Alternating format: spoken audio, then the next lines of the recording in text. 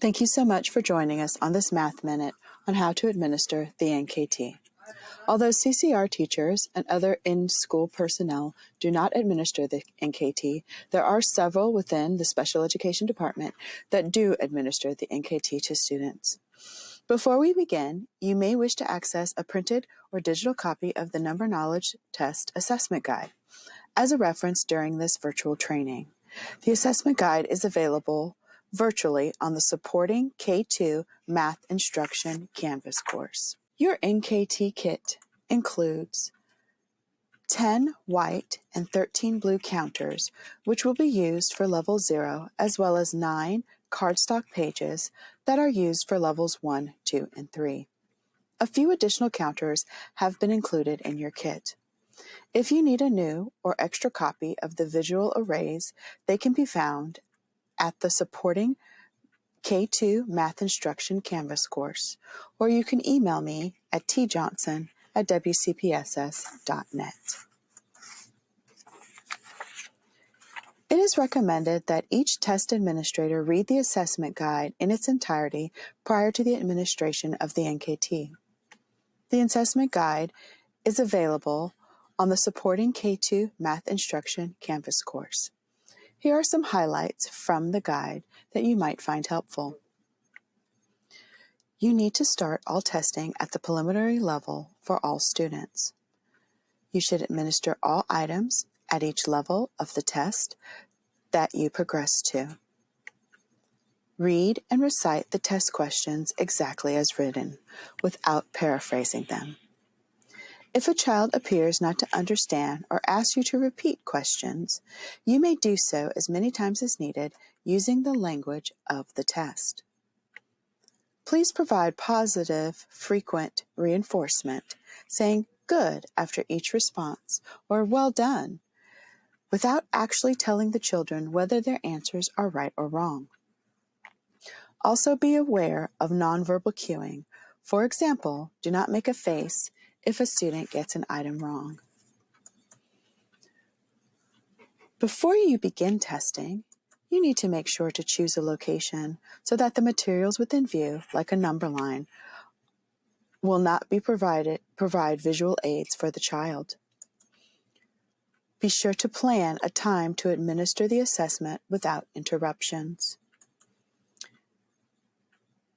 Also, prepare the child for the test by explaining the questions will be easy at first, but will get harder. You don't expect them to know all of the answers, and that some are even challenging for older students. The NKT assessment is divided into 4 levels. We will now take a moment to review the skills that are assessed at each level. Knowing what skills align to each level will help you with interpreting assessment results and making instructional decisions for the student. At the preliminary level, basic counting items in order is assessed in order to orient children to the nature of the test and provide an alert for students who have not mastered this skill. At level 0, the ability to count and quantify small sets of concrete objects is assessed. Level 1 assesses number sequence. That is the internalized number line and simple arithmetic. Level 2 assesses knowledge of arithmetic. These questions include double-digit numbers and mental number lines with spatial reasoning. Level 3 assesses the knowledge of the number sequence and arithmetic. And here the children are asked about 3-digit numbers and complex 2-digit numbers with regrouping. Here is an example of a record report for scoring the NKT. Note that the child's name, age, date of the assessment, and examiner name have all been filled in. You are going to mark a 1 under the score if the child answered the question correctly. You will mark a 0 if the child answers a question incorrectly. Mark your paper so that it is not obvious which questions the student got right or got wrong. All 2-part items, both A and B, must be answered correctly to earn a point. Enter the child's answer, whether correct or incorrect, on the test record in the space after each item's question. This can provide valuable information on the level of understanding. Total each section to determine if you should administer the next section based on the predetermined level needed. That is listed next to the level heading. Record the total for each section administered and add the totals for each section to obtain the raw score in the top right.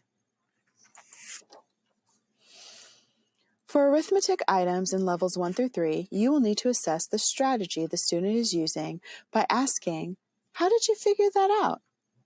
if it is not apparent in the child's behavior. The key here is that oftentimes you are able to observe the child's strategy. You only have to prompt them if it is not apparent. Why is noting the strategy so important? Strategy usage is related to the strategic counting from information we discussed earlier. As students grow in their mathematical knowledge, their use of strategy should become more sophisticated. So let's talk about how to record the child's strategy usage. You again will begin indicating the child's strategy usage within level 1. CU means counts up. You're going to circle CU if the child uses a counting up strategy for solving addition problems. So they count all of the numbers that are associated with the problem. So if the problem is 2 plus 2, they will count 1, 2, 3, 4. Count on is represented by a CO. You will circle count on if a child enters the counting sequence at a point of one of the add-ins and then counts on one number at a time. So for our same example of 2 plus 2, the child would say 2, 3, 4. That is the counting on strategy. R equals retrieval. You're going to circle R if a student answers the item automatically. If this strategy is used but not apparent, as we mentioned in the previous slide, you would prompt the student. Retrieval may be evident if the student says something like, "Oh, I figured that out in my head." So now that you have all of this information, what is your next steps? First, go ahead and take a moment and reflect on it. 2, review the administration guide and access your materials kit. 3, ask any lingering questions and begin to prepare to administer the NKT assessment. On this slide, you will see the 2021-2022 assessment windows for the NKT.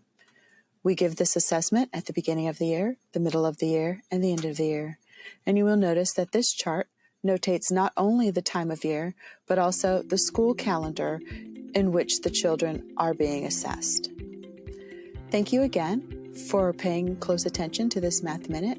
I hope this was helpful for you. If you have any lingering questions, please feel free to contact me at tjohnson@wcpss.net.